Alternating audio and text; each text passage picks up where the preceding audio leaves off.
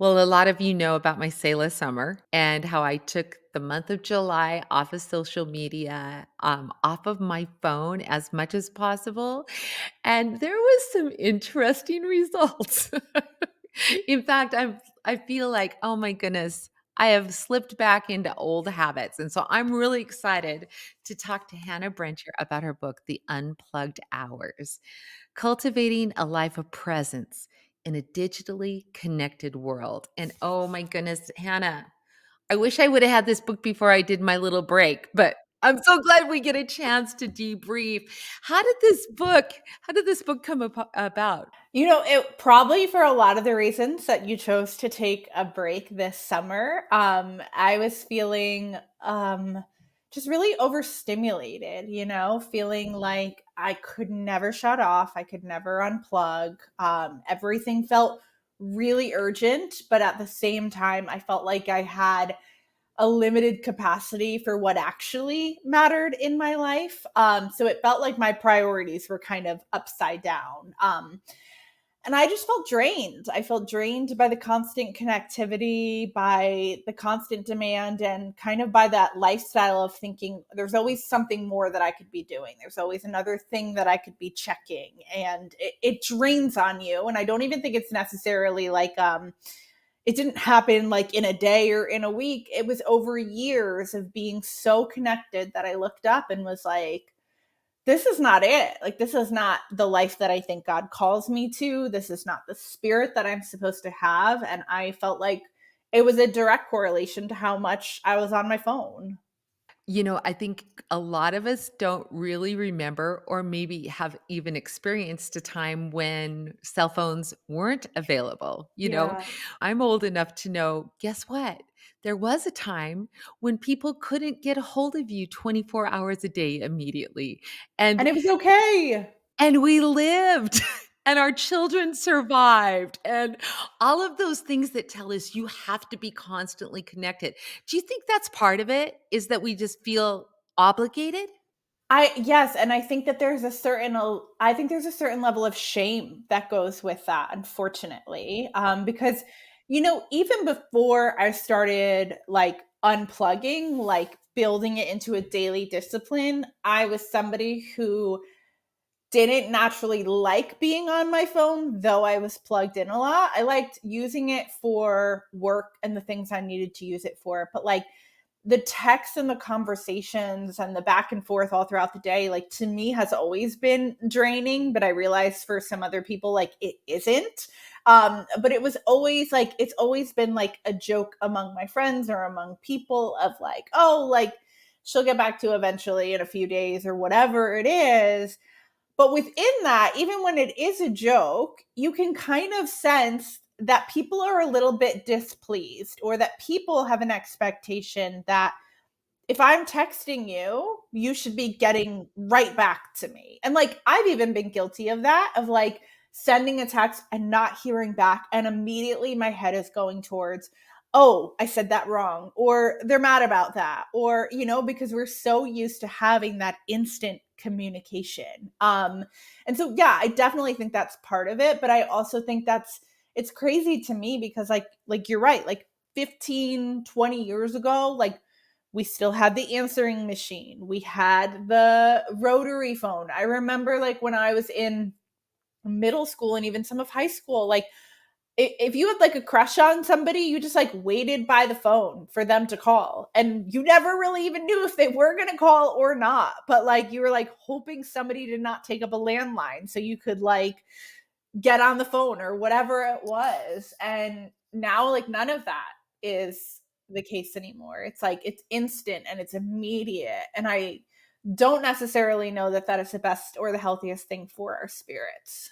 Yeah, I would have to agree, because if we're not careful, it can almost become, I don't know, a messiah complex. Like, we know so much, or we can influence so much. And I think especially for those of us who are on in online ministry, I think that was part of it for me, because I'm exactly the same way. It's like I'm horrible about responding to texts and everything. I'm getting better, but I finally just even years ago, I turned off all my notifications because I realized it was like there was almost a PTSD response, like, "Oh, what do people want? What do they need?" And so that was probably my first foray into putting boundaries onto my digital life. But, I went on my phone fast because I was addicted to productivity. My mind Mhm. thought it had to constantly be engaged. I'd Yep, forgotten how to be yep. bored. That's huge. That was one of the, unexpected side effects of the unplugging. Because like, when I started unplugging and it was, like, very much a prompting from, like, God that to turn off my phone, and when you hear those promptings and you wanna test those promptings and you're like, "Oh, I think I know what will come from this," but God typically usually has other outcomes, you know? And I think I thought I was gonna be more present and I was just going to reclaim my time, and I really thought, "Oh, I'll probably get more done because I'll be so focused." And it's funny because a few months into powering down and learning that balance, our daughter started getting unexpectedly sick. And we didn't know what was going on with her. But every time we would get into the car, and she was 18 months, she would get sick. And then every time that we would get her up from the crib in the morning, she would get sick. So we're like, what's going on? She doesn't have language to tell us what's going on. We're going to doctors, we're going in and out of the hospital. And like, the day would be normal up until the point that she did get sick, and then you would just go moment by moment testing blood sugars, like, it was a whole thing. And it was during that season that I wasn't really getting much done. I pride myself on having the long to-do list and then being able to check off the boxes, and in my quiet times, I really had to reckon with that. Was like, okay, God is really changing my definition of productivity, because by my standards of productivity, I am valuable and I am worthwhile when I am producing, when I am getting stuff done.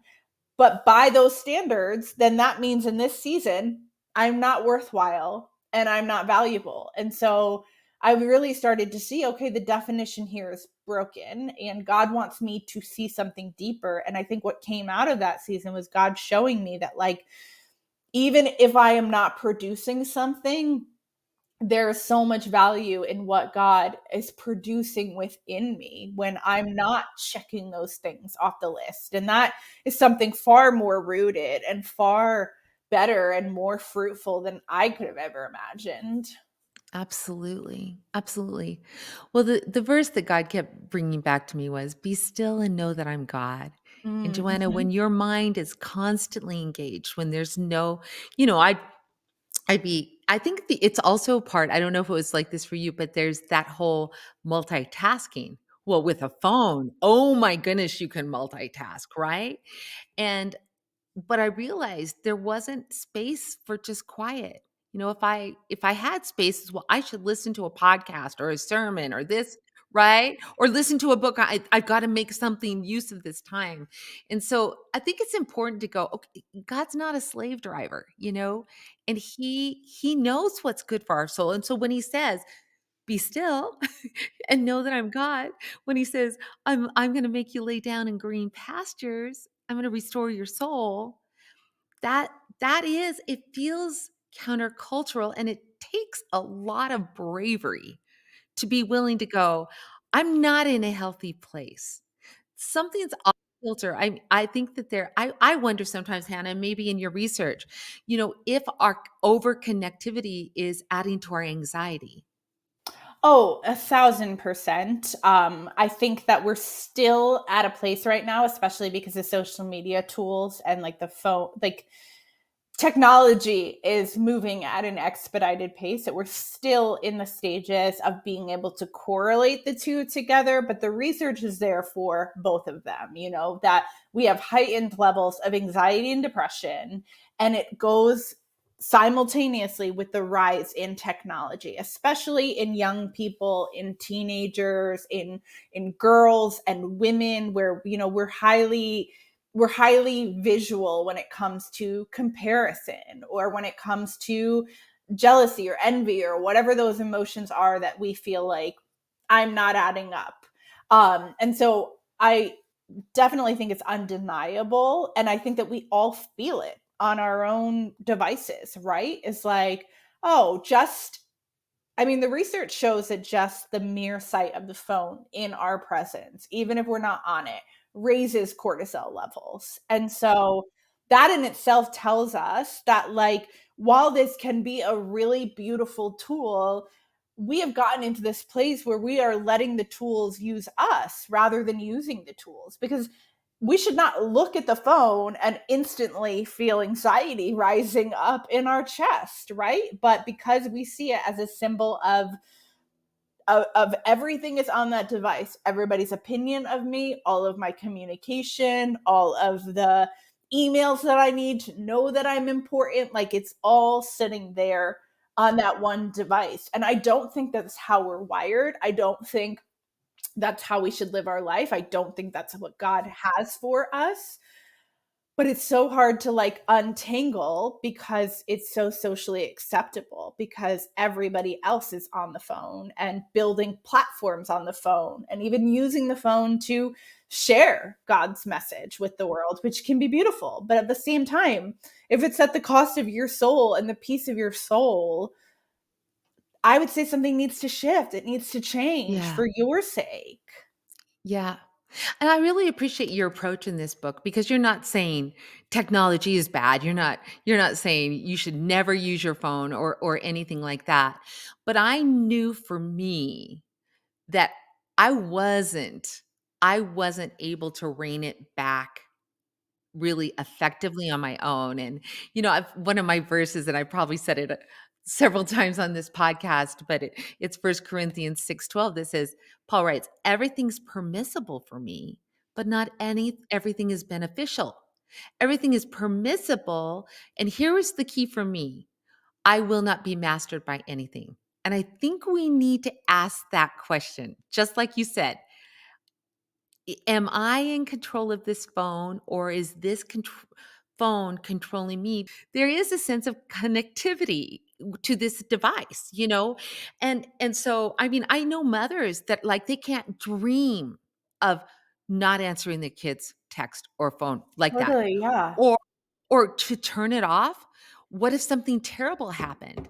And so we're being ruled by a device rather than seeing it as a tool, using it as a tool. But I'd love to have you dive into your journey, this 1,000-hour unplugged challenge that God took you on. Yeah. And so yeah, it kind of goes back to what you were saying about you took like a month-long break, but then you came back and it was like, oh gosh, it's all still right here, you know? And I'm somebody who is like in the past would have been like queen of the overhauls, or, like never met like a whole 30 I didn't love.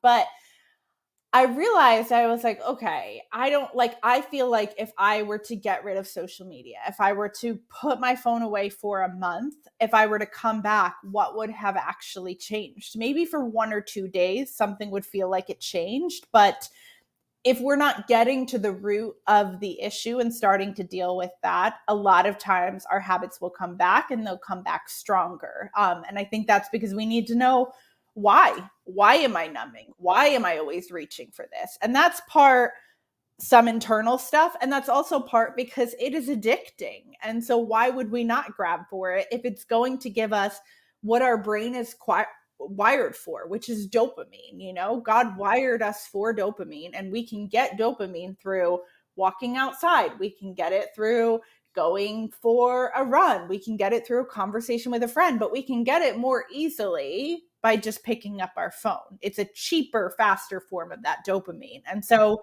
for me, when I started unplugging, I really wanted to know, like, is there a balance that could be struck, which is where the 1,000 hours in 1 year came from, because it comes out to around 3 to 4 unplugged hours a day. And a year is a longer metric of time. So I knew it was going to be more difficult, but I thought, man, if I can do this and I can stick with it, is it possible I get to the end of this year? I've unplugged for 1,000 hours and I am a much more healthy individual on the other side of it, because I've now cultivated a discipline rather than an overhaul. And it's funny because I think there was a part of me that thought I would hit the 1,000 hours and then I'd be some kind of like expert on it. And in actuality, the 1,000 hours I feel like was like the baseline for everything that was to come. That was when I started to see real transformation, like almost like it took that long to get me to that place where I was willing to be still.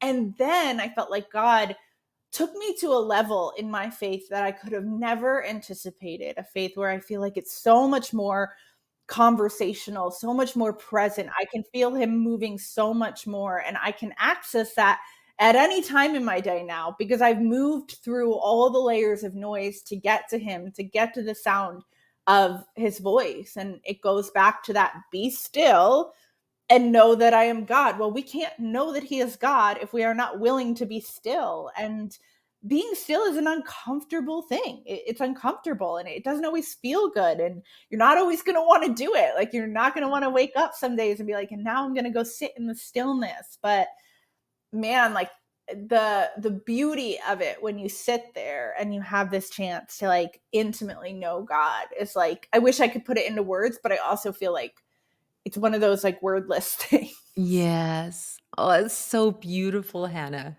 It's so beautiful, and, I think it's everything we long for.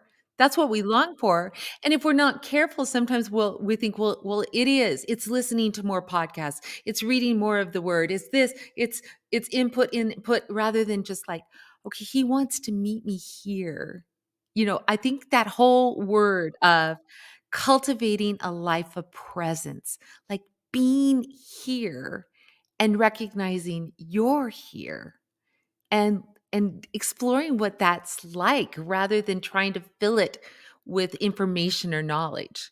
Well, and I think, there's a chapter in the book called Rabbi, and it was about how at the start of the unplugging, I had reached a point I felt like in my faith where I was like, that's what I was doing. I was letting all this noise in, all this commentary, all these books, all these podcasts, all these sermons, and none of that is wrong, but Mhm. it's secondhand knowledge compared to what Yeah. happens when you sit with the Bible and just ask God to speak, ask God to show you himself. And I know people are intimidated by that. They're scared to do that because they're like, well, the Bible can sometimes be tricky and confusing, and I don't know. And I'm like, God welcomes your questions, Intimacy is spurred on by questions. But like, that was one of the most pivotal things that happened through the unplugging was to just strip away all of the commentary and all of the sermons. And I love those. And I've introduced them back in like sparingly. But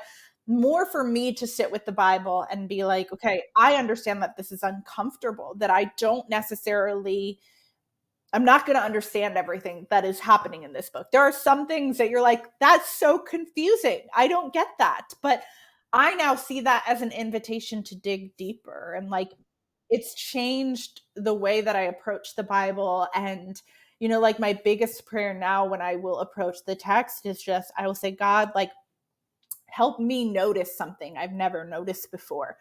Because I know that there are a lot of passages that I've seen and I've read and I've thought that I've understood, but the beauty of the book is that there's always a level deeper. There's always something more. There's always something you've never seen before. And so I love a good sermon just as much as the next person, but I also think that if you're in a space where you like are oversaturated with the noise, it's kind of like, well, what might God want to be saying to you? How might he want to bring you through his word? And like, it's Yes. daunting, but it's worth it for That's sure. exactly, exactly. Oh, I love how you put that, Hannah. When I said that we fill it with the Bible, I wanna clarify, because it is the living word of God, but we come to it when there's space and quiet. We come to it expecting the Holy Spirit to speak. One of my favorite verses is Ephesians 1:17. May the spirit of wisdom and revelation help you know Jesus better. And he does. Like, we are not going to the word alone. He wants to expound it to us, but I do think having that space, and even you use that term numbing out. I I think honestly, can I just confess? It's like I don't even think about it. My mind goes a little blank or bored, and or I have a feeling I don't wanna really explore or think about or talk about, and so I'll numb out with the device instead of taking it to the Lord. Right, and that's been something too. It's like it's yeah, it's I don't know that if I had told you when I first started unplugging that, like, my faith would be where it is, like, because I don't think I expected that, like, of just like you were saying, it's like, well, instead of, like, feeling this feeling and then trying to cover it up, like, can I take that to God? Can we wrestle with that together? And I think another thing that I was guilty of was that, especially within this internet age and the social media age where everybody has a megaphone and everybody has a platform, and if they don't have a platform, they want to build a platform, you know? I think I fell into this cycle with God that I would go to him so that he would say something or so that I would read something that I could then share with other people. And no wonder I was tired. No wonder I was burnt out, you know? Like no wonder that I felt like quiet time had turned into this time as like just check it off the list. And it's so beautiful now to be like, wow, there's been so much that I feel like I've encountered and I've learned about God that are in the margins of my Bible that I haven't shared, that have been just for me and have filled my tank. And maybe one day I will share them, but like they were meant for me first. And I think God wants us to like know that and see that and be like, I have something for you. I want to fill you up. Like, I know you want to be a messenger. I know you want to be sent to all these places, but like, you are like, you're precious to me. Yeah.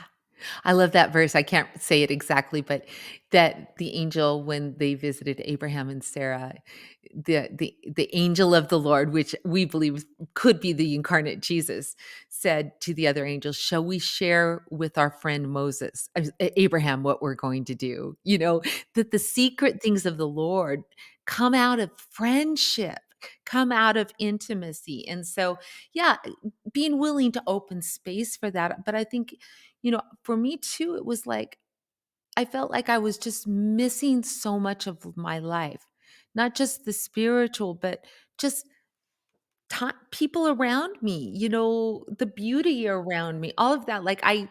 And I think I've probably always struggled with this of really being present. I'm either thinking about something woulda, coulda, shoulda, or I'm thinking in the future and how to like be fully where we are. And that was beautiful. I feel like I was able to do that more it because I set aside the phone, Yeah. Mhm. I wasn't carrying it with me everywhere I went. I wasn't feeling like I had to here's another pressure that I had to capture all of it on pictures and video, Yeah, right. Uh-huh. right?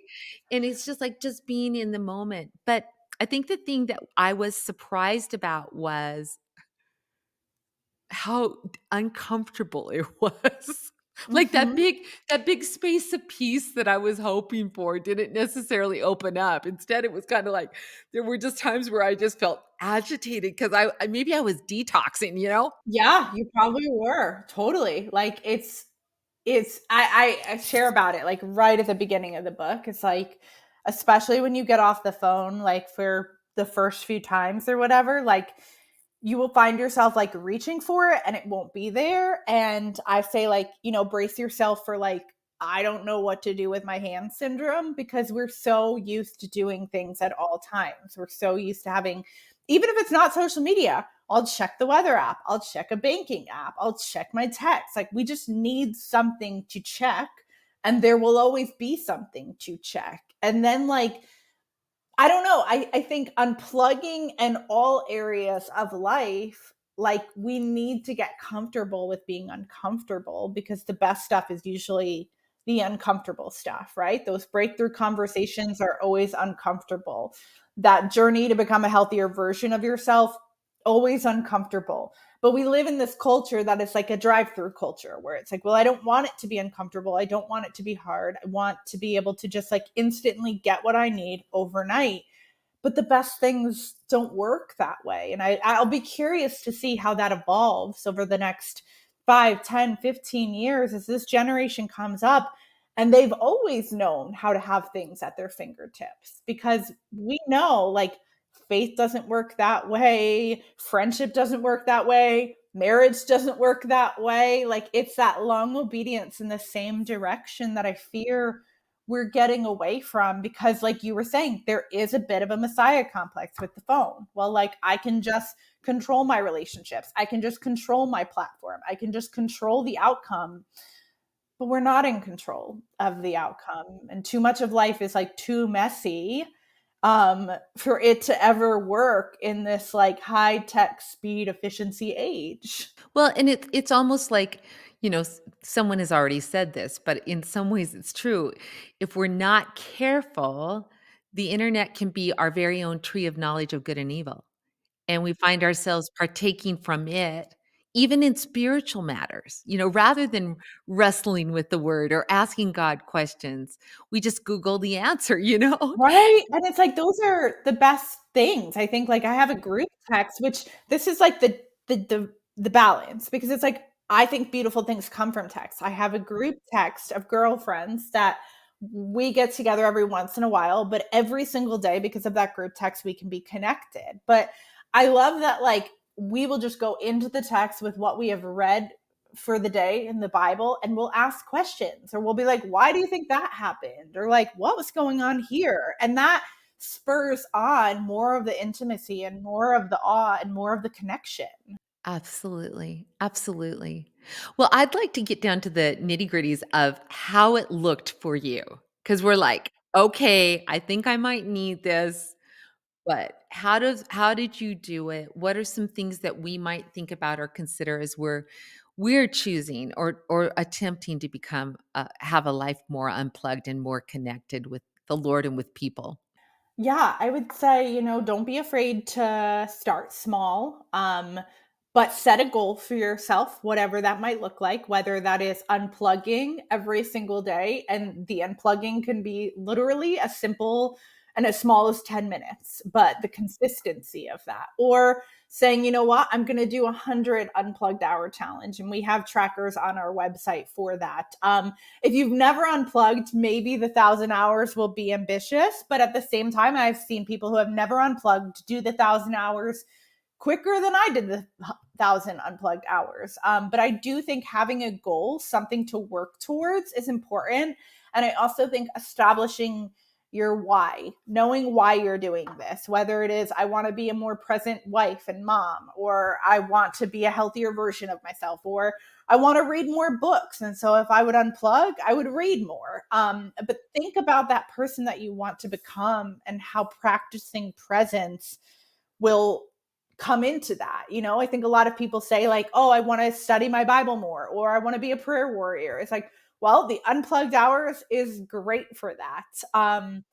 I would say another tip might be thinking about the areas of your life where you do want to cultivate that presence, whether that's like, I really want to have a chance to unwind at the end of the day and have a solid nighttime routine. Or I want to wake up in the morning and check in with God, not my phone. And then start to plan the parameters for that. Because if you don't, what's that quote? It's like, fail to plan, plan to fail. You have to have a plan, you have to have a way to measure. And to me, it all comes down to like almost like learning to parent ourselves a little bit better. I think that we're in this stage when we're talking about screen time, we're talking about it a lot in 2024 from the context of kids and what screens are doing to them and how we moderate all of that.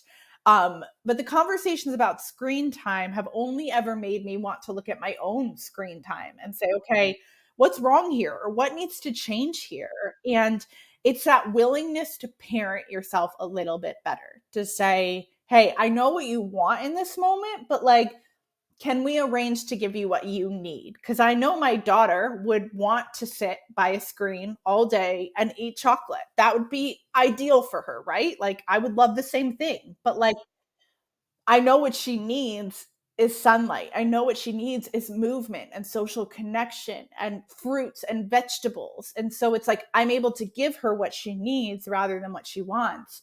But why would we not be willing to do the same thing for ourselves, especially if we check in and we say, I'm tired. I'm burnt out. I feel like I'm constantly accessible to people and it's burning me out. Like, to be able to get away from the noise and ask yourself, what do I honestly need? What do I need for this day, this week, this month? And then start to build the small habits that go with it. That's so good. That is so good. Because I think so much of our life is out of our control, but there are some things that we can do, and it's starting small. And I think what I think I hear you saying is look at your goal, what you're missing that you want to have. And then was that how you determined that 3-hour window? I kind of knew what my zones were going to be. I knew I didn't want to be waking up with the phone, and so I bought a classic, like, old-fashioned alarm clock, and that helped with that. I knew that I wanted to be present with my daughter, like, not always on the phone when she was with me, because I was hyper aware that every time I was picking up the phone in front of her, I was telling her a story, whether it was a good story or not. And I knew that there were these pockets of, like, especially towards the end of the day, that was when I wanted to be done with work. And I found that a lot of my work was sitting on my phone, and that was my urge to do it. And the thing is, like, especially as like self-employed entrepreneur, I could be working at all hours of the night if I wanted to, but I had to be able to know, okay, this is what self-control is, and that is a fruit of the spirit.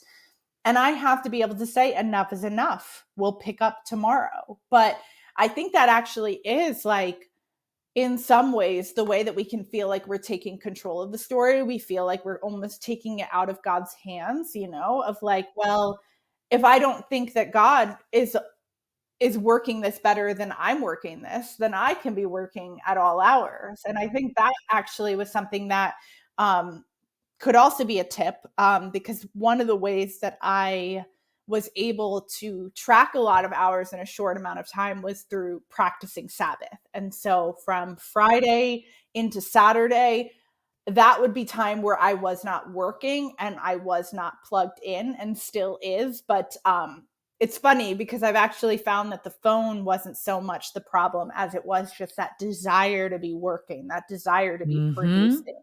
Mhm. Um, and so I think, like, that was something where I was like, okay, like, and I'll be honest, like, there are still plenty of Sabbaths that I step into that I'm like, I don't necessarily want to do this. I want to catch up on work. I lost some hours this week. I could just do them on Saturday morning at a coffee shop. And it's like, no, am I willing to hand over the keys? Am I willing to say, God, you're in control. You narrate this story and you lay out this story much better than I do. And so this is me surrendering to that. And I think that's the same thing at the end of the day. When you get to the end of the day and you put the phone away or you turn it off, it's your way of saying, okay, and now I am going to be a human being and I'm going to rest and I'll pick back up tomorrow. Exactly, exactly. I think a lot of us say, "But Hannah, this is how I unwind." And I realized, you know what?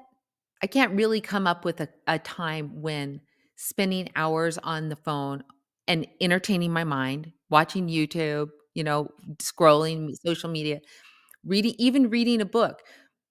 I can't tell you that I felt restored after that time, and I think that's kind of the lie. Well, I have to you don't understand how busy I am. I need a time to zone out, and I think sometimes we have to be willing to go, and that's kind of what I've been doing this summer is like, okay, what does restore my soul? Asking yourself that question because you might not necessarily know. And I get that so much from people, like, of this is how I unwind. This is how I, at the end of the day, this is what I deserve. And again, I am not telling anybody what they have to do by any means. I think you should come to it on your own conclusions, because we all know when we've tried to change somebody in the past, it doesn't work until that person is ready to change. But I personally feel like, me at the end of the day, scrolling and saying that it's refreshing or replenishing or restorative or whatever, to me, it's like the equivalent of like using one of those, like, cheap gas station phone chargers, like, it's not, it may be holding myself steady at an energy level. It may not be necessarily draining my battery, but it's not fueling me back up. It's not powering me back up. And so, like, that's kind of where I'm like, okay, well, I'm at a place where I do want, like, I want the battery to be powered up. And that to me looks like moving my body or reading a book or taking a bath or even just sitting in stillness. Like, I will turn off my phone and I will immediately feel that rush of peace, like, of like, oh, okay, we're done. And now it's time to rest and reset. That's so good. This has just been so helpful, Hannah. And I know you got resources at your website. Can you tell us a little bit about those? Yeah, so if you go to hannahbrencher.com, you will see all the information for the book, The Unplugged Hours. Out everywhere is September 17th. There's also the ability to download a variety of trackers so that you can start your own unplugged journey. And so, yeah, that would be the greatest gift to me that anybody could ever give me, is just, it's not even like to read the book, it's just to start powering down and seeing the benefit of that for your own life, because I don't think that you will be disappointed. I think it will actually be so good. I so agree. And I really just want to bring it back down to this, you guys, because this is the question I have to keep asking myself. Am I being mastered by my phone? And and I don't want to be mastered. Being mastered means it controls me rather than me controlling it. And there have been times, I mean, I can I can go back to several fasts that the Lord called me to, fiction fast, where he said, I want you to lay down fiction. And there was grace to do it. And in that space, because it was my escapism, it was my escape route.